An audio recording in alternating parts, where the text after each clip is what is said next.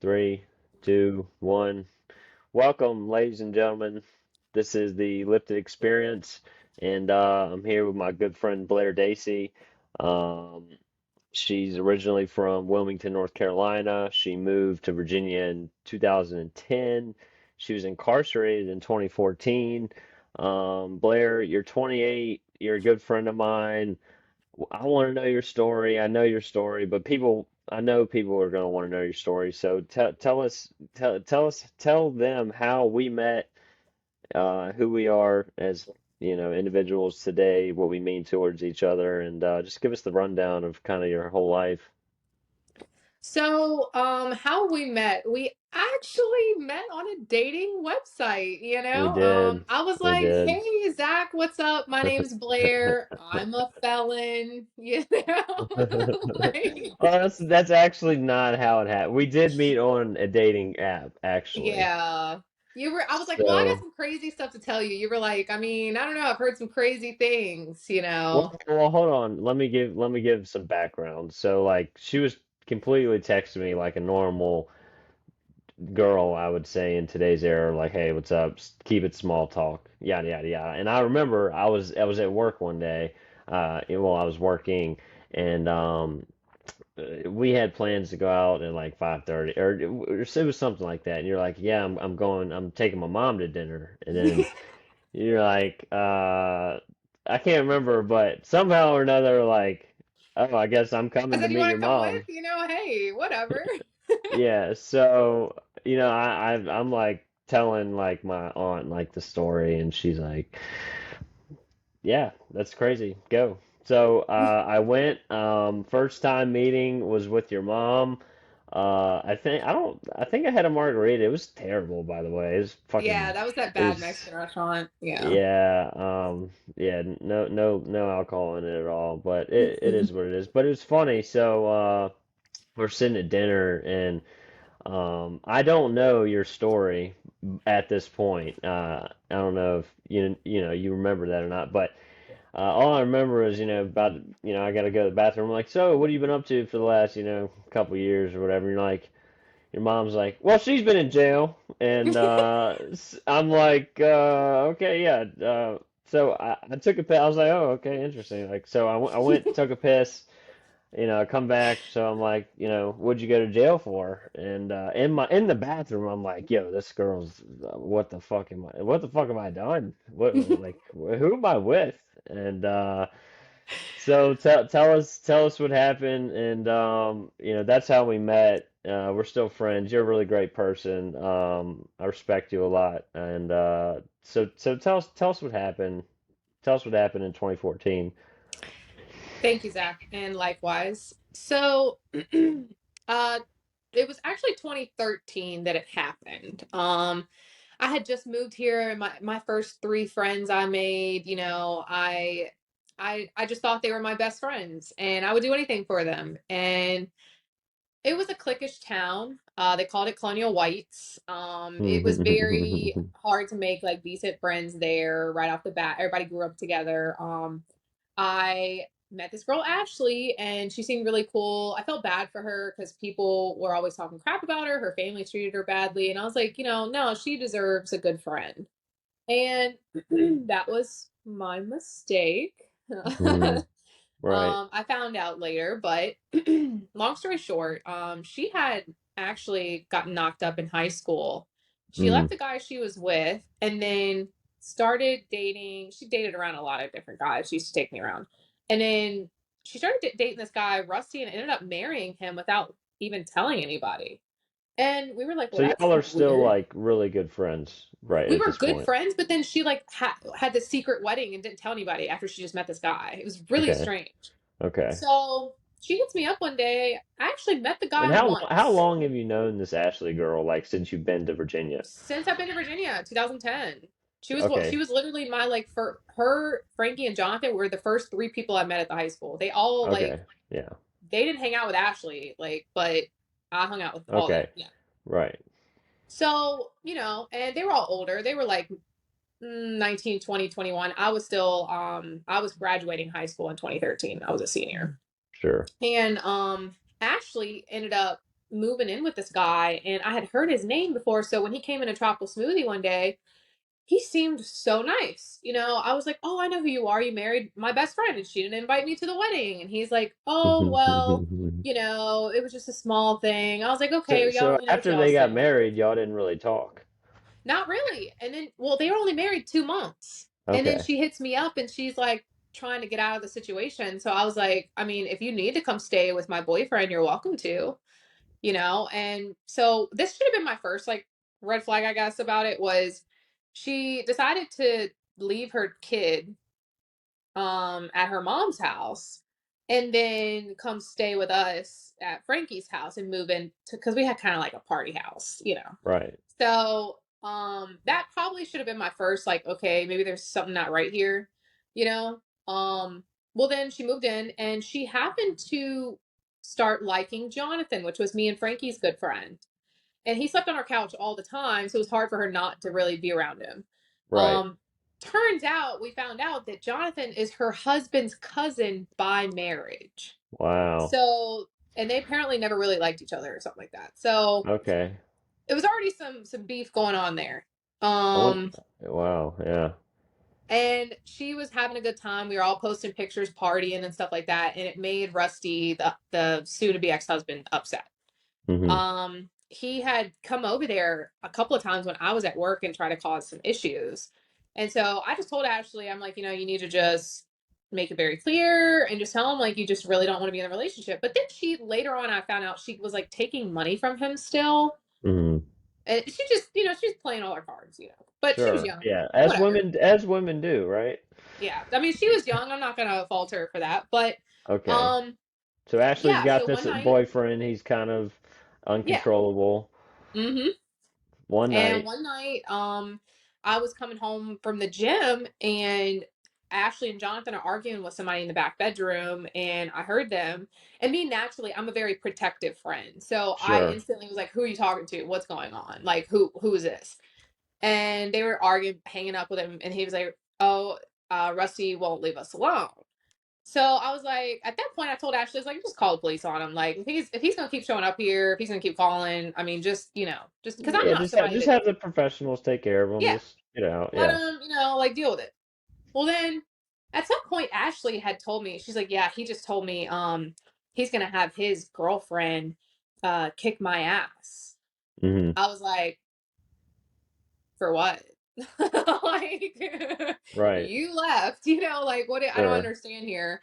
Um Jonathan was like, yeah, I want him to leave us alone. I just want to talk to him, tell him like leave us alone. I was like, oh, okay, I'll drive you guys over there so that he lived a block away. I was like, tell him to leave you alone. No big deal. But I also wanted to make sure my friend wasn't about to get like jumped or something. Sure. So, because she can't fight. I know she can't fight. Hmm. So we got in the car. At first, my boyfriend at the time, Frankie, he didn't want to go, and I said, "Fine, don't go. Like it's fine, I got it. And I'll be right back." Well, then all of a sudden, he changed his mind and wanted to come, and so we get in the car, we go over there, and we are parked. I'm parked in front of this building. It says no parking, and I was like, "Well, he'll be done in a minute, and then I'll leave." So because I didn't want to be any issue. Sure.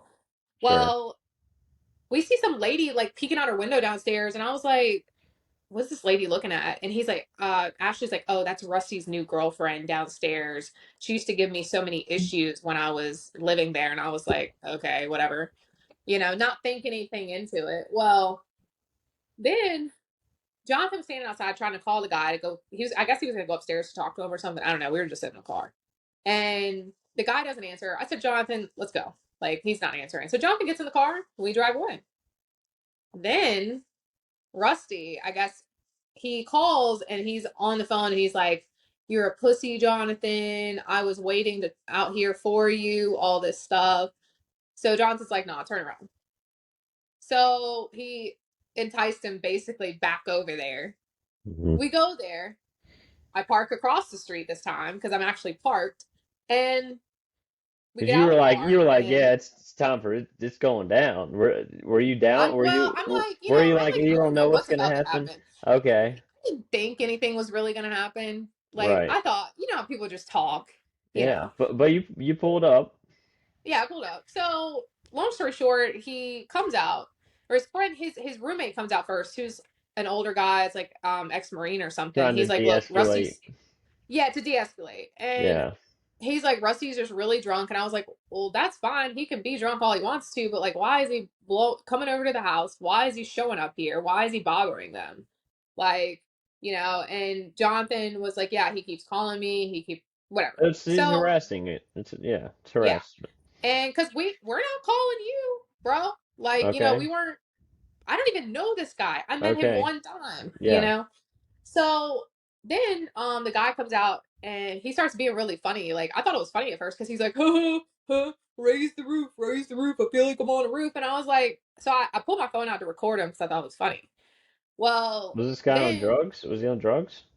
I don't know. I have no Okay. idea. Yeah. But I just know he was wasted.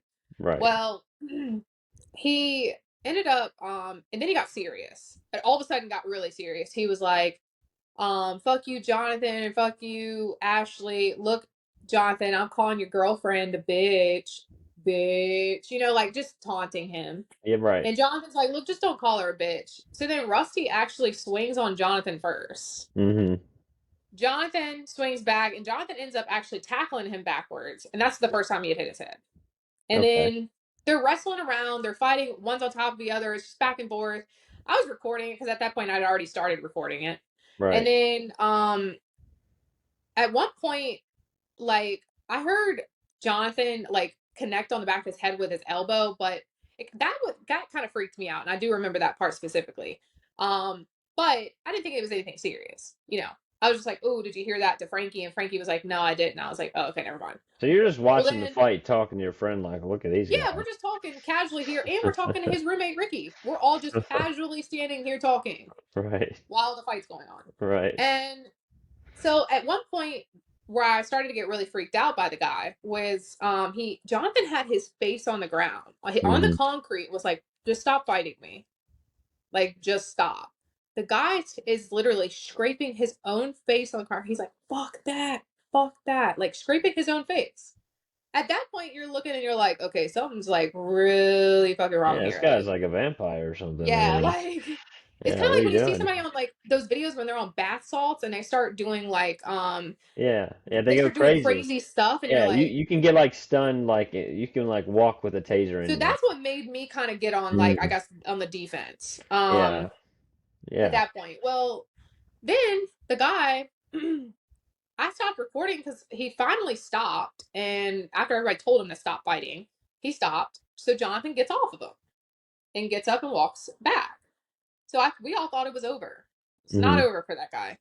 He charges across the street and he shoves Ashley. He's like, "Fuck you, you stupid bitch!" right next to me. And Wow. at that point, I look and I turn towards the boulevard. I see the police lights coming. I'm like, okay, they're gonna come get him. Like, um, then next thing you know, I hear Ashley say, "Rusty, get off of me!" Like in a panicked voice. And he had just, I mean, hit her twice. And threw on the And so ground, that's what kind right? of triggered me to turn back around.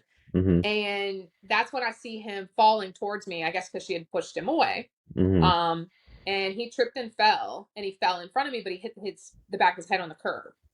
And at that point, I really wasn't thinking about where I was at. I didn't think about anything. All I know is he fell in this puddle. It splashed me. I wiped my eyes. I see him getting up in front of me, and I was like, no, and I kicked him. Yeah. Not thinking about it, I kicked him like down here in this area, and Hmm. he fell backward. And then we all kind of were a little shocked by what I had So did. And police were, after you kicked him, he wasn't get he didn't get up. he was on the ground, but he also, the police were like running, the police were pulling down the street, so they were running over to him. Right. In the initial report, they said he was not like he was unconscious at first, but then when he got up and he went into the ambulance, they rated him a 13 out of 15 for consciousness, and they said that he was actually acting like an asshole to the people in the ambulance. Mm. So I don't know if he just like momentarily was knocked out or Right. something. Right. I don't even know if that's even true or what. All I know is that So, everything was I happening at the mean, in time. your story, you kick this asshole guy who's being, an asshole to your friend, and he hits his head. or Yeah. throat, whatever. Paramedics pick him up. What happens from there? So from then, I had told I remember the officers like split us all up, and I said, "Look," I had like then realized like what I had did, and I was like, "I am so sorry." As I was thinking to myself, I was like, "This guy's gonna go to the hospital. He's gonna be pissed at me." Like, I was like, "Can I please go say sorry to him?" Like, I didn't mean to, Did you actually And feel sorry, or did you feel like you were just going to get in some type of trouble? I know I was very sorry. Like, I didn't intend to do that. I don't normally just like kick Right. people. Well, the It audience just was doesn't know what like it led to either. yeah, I also then in the back of my head was like, oh God, like he's gonna be I wasn't really thinking about the trouble aspect of it. I was thinking of more of like Okay. he's he's gonna try to come get me or something Sure, like sure, sure. um So you explained to the so cops what happened, and yeah, and I really didn't I was so traumatized, honestly, I in that mean, did the moment. cop like? Did you go home that night? Oh yeah, yeah, no, they took me and they booked me on juvenile simple assault charges because nobody even knew he was hurt. Mm-hmm.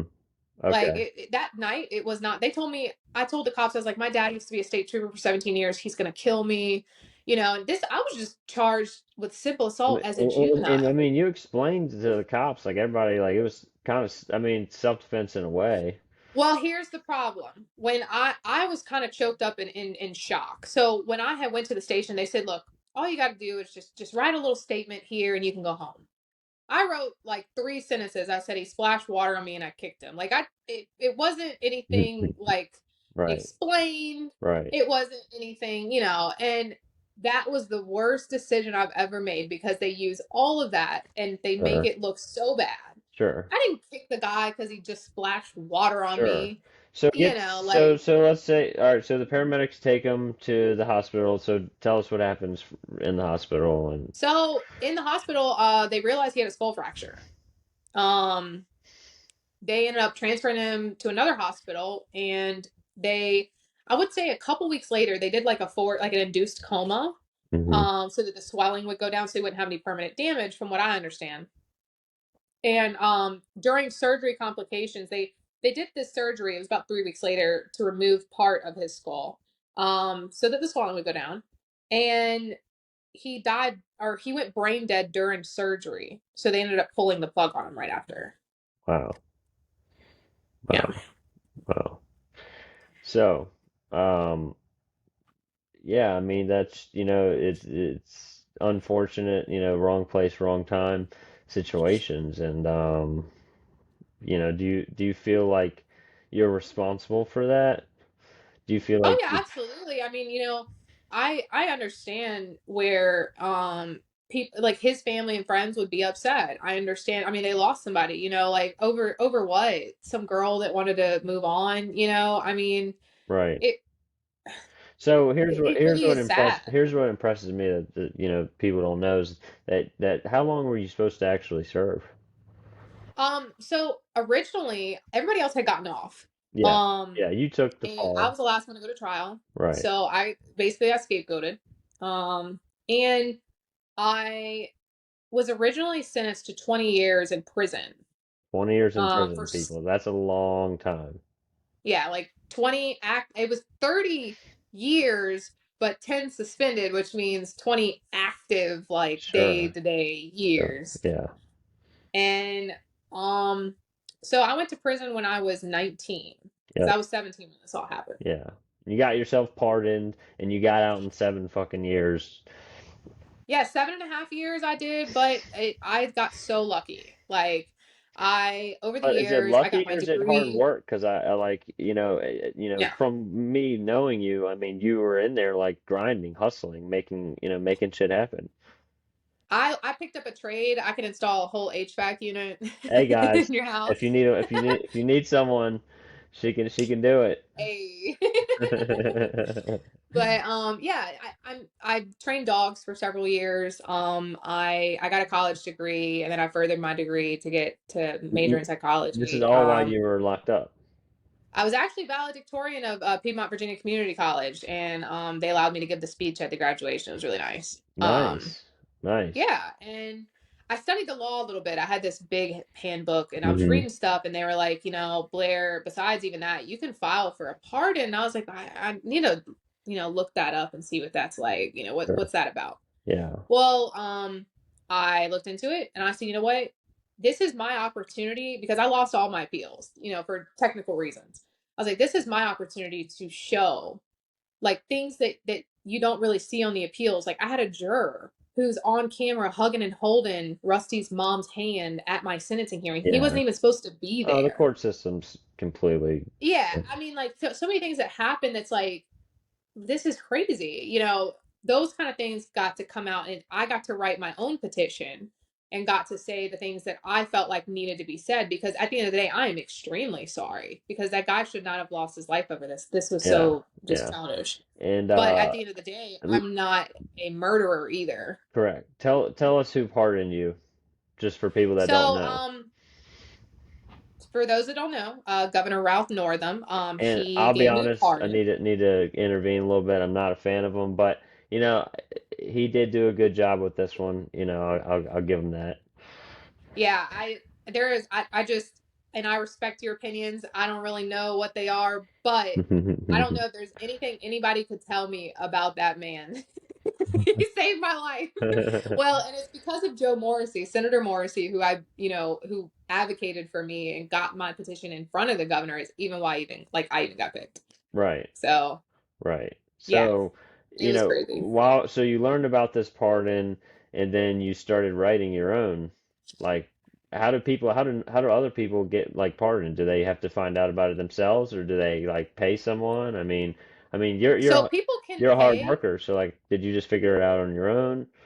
So Joe, I actually when I got out, I worked under him doing pardons and stuff. He charges $20,000 for like those kind of services. Right. So I didn't have to pay. Mm, He represented my co-defendant, and he felt very passionately about the fact that she showed up to my sentencing and said that I killed her loving husband, and she wrote a letter to the judge saying that I killed her loving husband she cared about so deeply, mm. ladies and gentlemen, the Oh, friend that I was trying to protect and be there for. right. Um, Right. so he felt really upset about that, and he supported me over all the years. And luckily helped me get out. But the Right. pardon process is actually extremely difficult. Hmm. Only 1% of applicants even get accepted usually, And even sometimes smaller than that. how It's many people do you think realistically try for God. that, or like, I 90, really 90% of the prison, or If you think about it's not even just inmates too, it's also people on the outside that might want to pardon for whatever right. felony they have. I mean, it could be easily at least I hate guessing, even 25,000. Yeah. I'll just say that Okay. just to guess. Okay. But yeah, so people they put in these petitions, they go to the parole board to get sifted through basically. Mine originally got denied, Right. You told me actually. that. Yeah. Yeah. And um it wasn't until Joe pushed and was like, "No, this is not right. It needs to be corrected." That it went up for reconsideration and it was actually given to the governor. Thing is, all these pardons don't make it to the governor. Most of So them don't. here's the thing. Do you think that we live in a world where influence and Yeah, popularity have a, case to case basis on whether you're gonna get it or not? absolutely. I mean, it's literally about That's who the you justice. know That's most the of the justice time. system for you people. That's the justice system. Hmm. Yeah. Unfortunately, yeah. Yeah. No, So I wanted to you had told me a few things about the dating world in prison, and I was completely blown away because like t tell us about that. Tell us like how just that's crazy in itself. I didn't know that I didn't know that existed. So in prison, there's most females do time differently from the males. They all bond together, they get girlfriends, they sometimes form relationships with officers, like they do all kinds of stuff. Mm, I decided, see, I had a fiance that was there for me. I met him when I was home on bond. He was there for me first couple of years, and then he died in 2018. So I was like super depressed. I don't like females. So I was yeah, like, and someone gave me an idea. They're like, "Why don't you go on a pen pal website and just see if anybody will write you?" And I was like, it's called pen uh, pal. "Yeah, pen pal website." Well, and then I heard about some of these girls.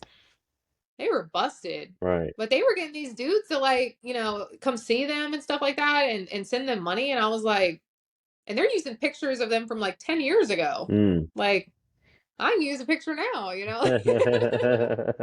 So I And so I went on the how website. is like prison allowing you to online date? Like how's this So possible? technically they're not. You have to get somebody on the outside to do it. So Yeah. like okay, So they post a profile, and I have JPay, which is a service, or I had JPay as a service that you get emails on, and you pay 25 cents for a stamp, and each email is a stamp. You can send pictures, whatever, and I usually get it within the day, but sometimes if it's like pictures attached to it, I'll get it, in a once they approve the pictures. okay. But yeah, they have like an emailing system there So where it's all were you screened. having pictures taken while you were in prison? I did. See, I actually that's interesting to me. You're having dating pictures taken in prison. Well, like they take pictures of you just so that, for recreational purposes, Like you can pay in for a normal picture to get taken. clothes? It was the prison clothes. Oh, Yeah. okay, so just Yeah, but like I made sure I looked good in my pictures. so I so you're taking pictures, you're dating online on Pen Pal. Yeah, you're meeting these dudes. Like tell look, Zach, I'm not even lying to you. My first year that's what being we on that want. website, I wrote down every name that reached out to me, wanted me to call them, wrote a letter. I had over 1,000 people Uh-huh. after the first year, and I did it for like 3 years. 3 years. So I like stopped counting after that. so you did you live off of like the other people that were giving you money or like how were you I surviving? actually didn't. I only had one person that really gave me money just to be nice, because I'm somebody who I feel guilty or I feel obligated if I take something from somebody. So like some people be nice and send $20 here and there, but I primarily lived off like my family sending me money. Sure. But I had this one guy. He was a cop. He was a lieutenant for in Chicago, Interesting. and he sent me $100 every month for I think about 15 months Wow. religiously. Just a great friend. Hmm. Yeah, really nice guy. Did you talk to him when you got out or? He'll say happy Valentine's Day or happy birthday kind of thing, but yeah, we don't really have anything in common. Hmm. I just was talking to people because I was bored. Right. Um, Sure. What did you do while you were but in prison? Like, beside you learned the trades, like, were you working out? Were you I trying? used to work out a lot. Yeah, Yeah. yeah. Um, You being, when I could, at least, because the cells are small. So like if we didn't get COVID was terrible. I couldn't go outside for months. did you But get in any fights? um no, actually I've almost gotten in some. Yeah, right. But I managed to not get into any fights. I typically was just out of the way. Mm, You get in fights in there if you have a lot of pride or if you have a girlfriend. That's usually how you get into fights in there. okay. So, Yeah, because the women are just a little different. okay. Yeah, yeah. Okay. So, you're in this prison. What are you eating? Like, how's the food? So I used to do this thing where I was like, buying all this stuff on commissary because I hated the chow hall and all this. Well, then I was like, you know what? If I could I really would rather just save my money and try to, when I get out, like I can have all the great food I want. Mm-hmm. So I But started just you're eating. thinking you're gonna serve this 20 years though, right? Yeah, I was like, you know what? I'm gonna leave here with 20 grand. Like, Mm-hmm. I'm gonna have enough. Like, Right. I gotta get my eyes fixed. I gotta get my tooth fixed because they're not gonna fix it.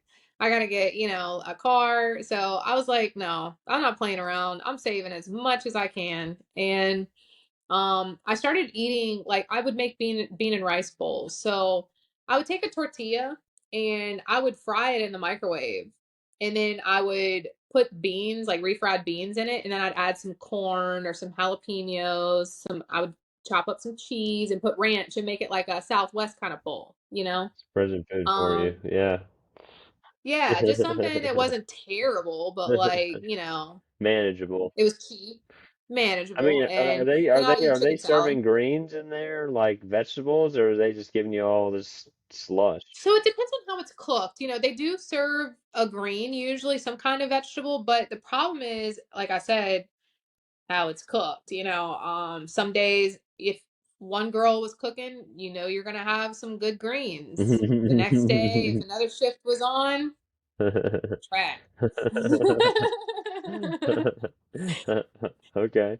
But I will say, when I was at Fluvanna, food was terrible. When I went to Goochland, though, it was a smaller facility, and it was like we had no fences. Like it was a really crazy experience. But I the food was a lot better at Goochland, so I actually was okay eating in the chow hall. Like I wasn't devastated by it, like I was at Fluvanna. Right. Yeah, Right. Right. I think if I had to go to prison, I would just identify, be like, yeah, I'm a woman.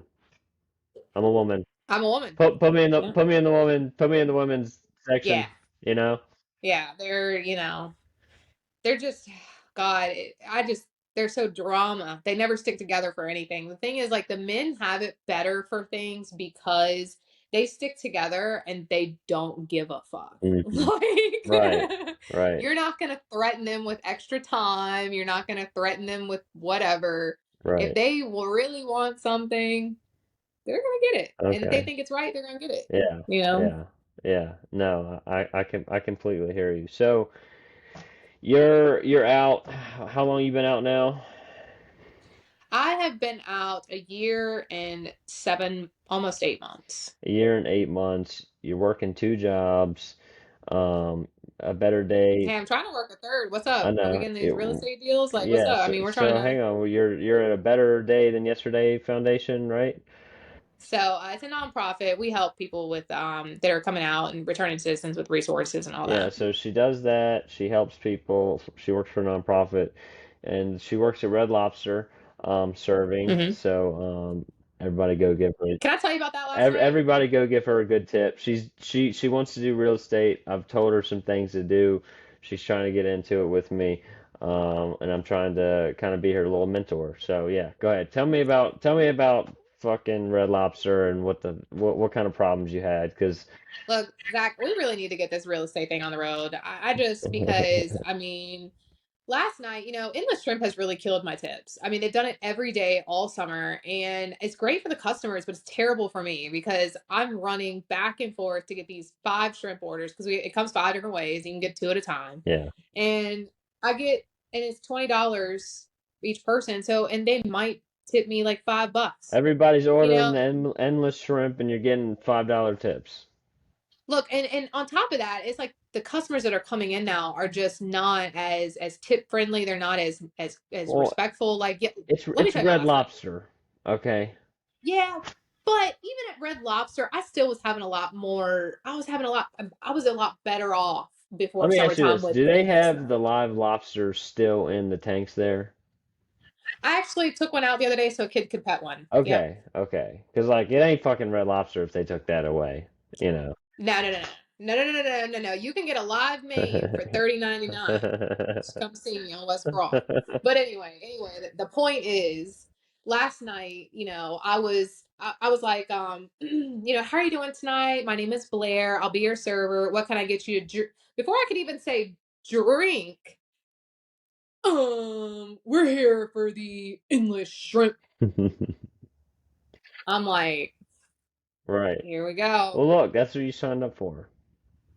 Yeah. Oh, I don't know if I signed up for that, Right. Well, but I mean, that comes with serving, you know? Like, you yeah. got people Mm. that are just there to get the endless shrimp, and then you got, Oh, you know, just the endless shrimp. Don't worry about drinks. right, right, right. So, um, that's why I'm trying to connect you to some real estate things and some other opportunities, and to just network. I was talking on the phone with my brother yesterday, and he's a personal trainer. I would say the best in Richmond. I could be biased, but and he was telling me that he wanted to learn a new skill, and I was like, well, you know how to sell, so you can sell your physical training program. You can sell real estate. I was like, you can do it. If you can sell, then you can do anything, honestly. So you just got to network, and that's why I'm like I having the Lifted Experience podcast. I'm gonna have a lot of people on here that do real estate. I'm gonna have another guy on here that just did his first deal with me. So, and everybody's gonna have their own story. So, for you, it's like it's inspirational for me just to see, what you've gone through and you're working really hard. You're a felon, so you can't, ladies and gentlemen, she can't just go out and get a regular job because they don't hire felons. And fortunately with real estate, especially violent offenders, and I'm considered violent. yeah, she's dangerous. She's dangerous, man. Watch out. God. But yeah, so we're getting we're getting her into wholesaling and lending, and we're gonna put her name out there. We're gonna boost the podcast, the Lifted Experience. We're gonna try to do one a week, different guests. We're gonna slowly build a studio. So hopefully y'all enjoyed it. Blair, do you have anything to say? Do you have anything to ask me? Um, you know, Zach, now that you say that, okay. when did you get into real estate? I got into real estate, let's see, 2016. 20, 2016. I'd say, yeah, 2014 to 18. So Okay. yeah, I was 18. Yeah. hmm Yeah, so I was So 18. as long as I've been in prison, you've been in real estate.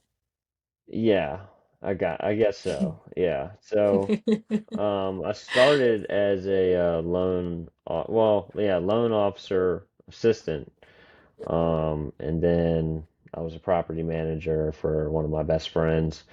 Um, and then, I started wholesaling with them and buying properties, cheap houses that we wouldn't even go see. We just would buy houses and rent them out. And, uh, so kind of I've done a little bit of everything in real estate, and now I'm mainly focusing on just loaning people money, hard money, private money.